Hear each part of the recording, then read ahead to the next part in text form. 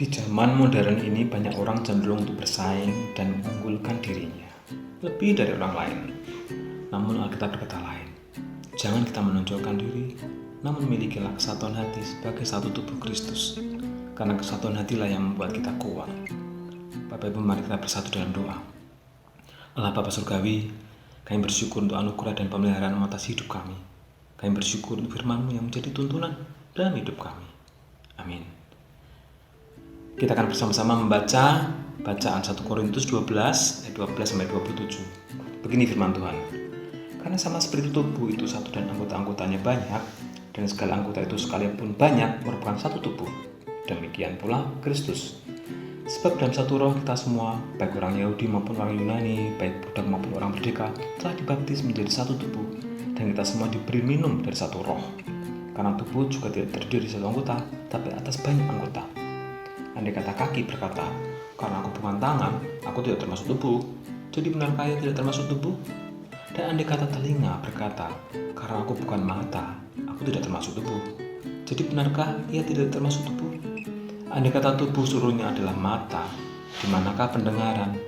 Andai kata seluruhnya adalah telinga, di manakah penciuman? Tetapi Allah telah memberikan kepada anggota masing-masing secara khusus suatu tempat pada tubuh, seperti yang dikehendakinya. Andai kata semuanya adalah satu anggota, di manakah tubuh? Memang ada banyak anggota, tetapi hanya satu tubuh. Jadi mata tidak dapat berkata kepada tangan, aku tidak membutuhkan engkau. Dan kepala tidak dapat berkata kepada kaki, aku tidak membutuhkan engkau. Malah justru anggota tubuh yang nampaknya paling lemah, yang paling dibutuhkan. Dan kepada anggota-anggota tubuh yang menurut pemandangan kita kurang terhormat, kita berikan penghormatan khusus. Dan terhadap anggota-anggota kita yang tidak elok, kita berikan perhatian khusus. Hal itu tidak dibutuhkan oleh anggota-anggota kita yang elok. Allah memang telah menyusun tubuh kita begitu rupa, sehingga kepada anggota-anggota yang tidak mulia diberikan penghormatan khusus, supaya jangan terjadi perpecahan dalam tubuh, tetapi supaya anggota-anggota yang berbeda itu saling memperhatikan. Karena itu, jika satu anggota menderita, semua anggota turut menderita. Jika satu anggota dihormati, semua anggota turut bersukacita. Kamu semua adalah tubuh Kristus, dan kamu masing-masing adalah anggotanya. Bapak Ibu terkasih, ada beberapa nats yang akan kita renungkan bersama. Pertama adalah ayat 17. Andai kata tubuh seluruhnya adalah mata, di manakah pendengaran? Andai kata seluruhnya adalah telinga, di manakah penciuman? Ayat ini mengajak kita untuk semakin mengenali fungsi organ dan relasi organ. Yang pertama kita akan merenungkan fungsi organ. Dari ayat ini, mari kita coba bayangkan ya, tubuh itu semuanya mata atau semuanya telinga. Gimana ya? Pasti akan aneh sekali ya, dan menjadi makhluk yang mengerikan. Karena saya suka goes, ayat ini membuat saya jadi teringat sepeda saya. Saya bayangkan kalau sepeda saya itu pedal semuanya. Tentunya sepeda itu tidak bisa membawa saya kemana-mana. Atau roda deh, benda yang bisa menggelinding dan membawa kita berpindah. Tapi kalau sepeda itu roda semuanya, tanpa gear, tanpa rantai, pedal, dan lain-lain, juga tidak bisa membuat saya berpindah. Dari ayat ini juga, saya jadi terbayang pada sebuah ibadah onsite di gereja. Saya membayangkan semua pelayan ibadah itu asyik. Pasti selain aneh, ibadah kita kepada Tuhan juga tidak bisa memenuhi tujuannya. Untuk itu, dalam ibadah ada banyak tim yang terlibat. Bahkan dalam masing-masing tim pun ada beberapa personel yang terlibat. Tim asyik, tim lektor, tim musik, kantoria, tim multimedia dan streaming, tim dekor, tim liturgi, majelis, dan tentunya hamba Tuhan yang menyampaikan firman Allah. Semuanya menjadi satu kesatuan utuh untuk kita beribadah, menyembah kepada Allah, dan mendengarkan firman Tuhan. Kembali membahas fungsi organ.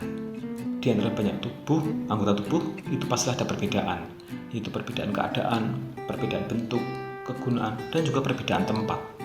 Begitu juga di dalam tubuh Kristus, anggota-anggotanya harus memiliki kegunaan yang berbeda dan tempat yang berbeda. Yang seorang memiliki satu karunia yang berbeda dengan yang lain. Keanekaragaman anggota tubuh membuat tubuh jadi indah. Untuk itu, harus ada perbedaan karunia di dalam gereja supaya gereja menjadi indah dan menjadi berkat. Mengingat betapa pentingnya keragaman organ dan fungsinya, orang tidak dapat berkata bahwa ia tidak membutuhkan orang lain atau tidak membutuhkan karunia yang lain. Nah, setelah kita membahas keanekaragaman fungsi organ, berikutnya kita akan merenungkan relasi organ. Kembali coba Bapak Ibu membayangkan kalau sedang haus, sehingga Bapak Ibu perlu air untuk minum. Untuk memenuhi kebutuhan tersebut, kaki perlu berjalan, mata melihat gelas, tangan mengambil gelas, kaki melangkah lagi ke dispenser. Tangan yang sudah memegang gelas tadi mengambil air, kerucuk, kemudian mendekatlah gelas yang berisi air itu ke mulut dan minum. Segar rasanya, dan kebutuhan tubuh pun terpenuhi. Inilah relasi dan kerjasama yang baik antar anggota tubuh. Kondisi lain, misalkan kita sakit gigi atau gusi. Bagi yang pernah merasakan, ini sakit sekali ya. Seluruh tubuh merasakan sakit, emosi juga terganggu. Untuk itu perlu berobat ke dokter gigi. Nah, untuk sampai ke dokter gigi butuh kerjasama yang baik antara kaki, mata, tangan, dan lain sebagainya. Bayangkan kalau gusi bermusuhan dengan kaki, terus kaki berkata, gusi, berangkat sendiri sana ke dokter. Nah, kalau kondisi seperti ini pasti nggak akan sampai ke dokter gigi ya. Karena nggak sampai ke dokter gigi, ya tidak sembuh. Seluruh tubuh pun tetap merasakan sakit. Mari kita merenungkan ayat 21 dan 25. Jadi mata tidak dapat berkata kepada tangan, aku tidak membutuhkan engkau, dan kepala tidak dapat berkata kepada kaki, aku tidak membutuhkan engkau, supaya jangan terjadi perpecahan dalam tubuh, supaya semua anggota-anggota yang berbeda itu saling memperhatikan. Keluarga damai, ketika orang Kristen mulai bersikap dingin satu sama lain, mereka akan menjadi tidak peduli satu dengan yang lain. Ketika saling tidak menghargai, ini akan menjadikan awal mula sebuah perpecahan. Anggota-anggota tubuh jasmani diciptakan supaya saling mempedulikan, agar tidak terjadi perpecahan di dalamnya. Begitu juga seharusnya di dalam tubuh Kristus. Semua anggotanya harus hidup harmonis. Seperti halnya di dalam tubuh jasmani, rasa sakit yang dialami satu anggota mempengaruhi seluruh tubuh. Seperti tadi contoh sakit gigi ya. Sedangkan rasa enak dan kesenangan yang satu mempengaruhi yang lain. Seperti tadi contohnya minum air yang menyegarkan. Keluarga damai tidak boleh ada perpecahan di dalam tubuh Kristus. Tetapi setiap anggota harus bersatu karib dengan ikatan kasih. Dari dua poin inilah fungsi dan relasi yang menjadi dasar tema Samas hari ini. Kesatuan hatilah yang membuat kita kuat. Mari kita memanfaatkan karunia-karunia khusus yang telah Kristus anugerahkan atas kita, dan mari bekerjasama dengan baik. Sebagai penutup, mari kita baca ayat 13. Sebab dalam satu roh kita semua, baik orang Yahudi maupun orang Yunani, baik budak maupun orang merdeka, telah dibaptis menjadi satu tubuh, dan kita semua diberi minum dari satu roh. Kesatuan hati itu dinyatakan dengan tidak memandang orang. Kesatuan tubuh Kristus tidak memandang etnis, suku, status sosial, dan harta yang dimiliki. Demikian juga dengan gereja kita. Allah memiliki visi melalui GKI Damai. Untuk memenuhi visi Allah tersebut, mari kita sehati. Mari kita saling menghargai dan saling mengasihi.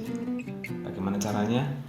Pertama, tentunya menghargai pelayanan rekan-rekan sepelayanan kita.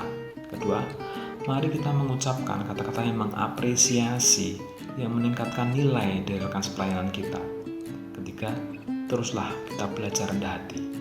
4, kita belajar untuk rela melepaskan hak pribadi untuk dilayani dan menemukan kebesaran untuk melayani. 5, kita belajar membagi tanggung jawab dan wewenang dengan tubuh dalam pelayanan. Keenam, saling mendoakan satu dengan yang lain. Keluarga damai yang terkasih, tak seorang pun dapat menyiulkan sebuah simfoni. Dibutuhkan sebuah orkestra yang memainkan. Tidak bisa kita sendirian melayani Sang Pencipta dengan indah. Hanya kerjasama dan kesatuan hatilah bentuk pelayanan terbaik bagi Tuhan. Kita datang bukanlah untuk saling bersaing, melainkan untuk saling melengkapi. Mari kita berdoa. Tuhan yang baik, tolong kami menjalankan panggilan kami sebagai anggota tubuh Kristus yang sehati dan saling melengkapi. Ajar kami menggunakan karunia kami. Mampukan kami bekerjasama dengan orang lain yang berbeda karunia. Dan curahkan Roh Kudus-Mu atas kami semuanya. Dan bagi kami untuk tetap setia memuliakan nama-Mu. Haleluya. Amin.